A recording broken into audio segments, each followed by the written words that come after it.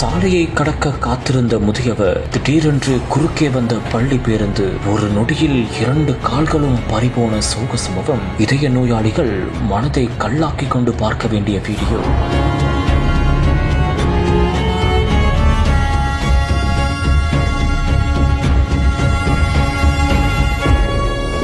திருப்பத்தூர் மாவட்டம் அண்ணா நகர் பகுதியைச் சேர்ந்தவர் தான் ரவி. இவர் ரவுண்டானா அருகே நடந்து சென்று கொண்டிருந்தார். அப்போது சந்தோஷ் என்ற பள்ளி பேருந்து ஓட்டுநர் அந்த வழியாக பள்ளி பேருந்தை இயக்கி வந்துள்ளார். அப்போது ரவி என்பவர் சாலையை கடக்க பார்த்தபோது எதிர்பாராத விதமாக அந்த பள்ளி பேருந்து ரவி மீது மோதி பெரும் விபத்துக்குள்ளாக்கியுள்ளது. கண்ணிமைக்கும் நொடியில் பள்ளி பேருந்து மோதியதால் அந்த முதியவரால் எதுவும் செய்ய முடியாத ஒரு சூழலில் சிக்கி தவித்துள்ளார். மேலும் பள்ளி பேருந்து மோதியதில் அவர் சம்பவ இடத்திலேயே கீழே விழுந்துள்ளார். அதன் பின் தான் ஓர் அதிர்ச்சி காத்திருந்தது.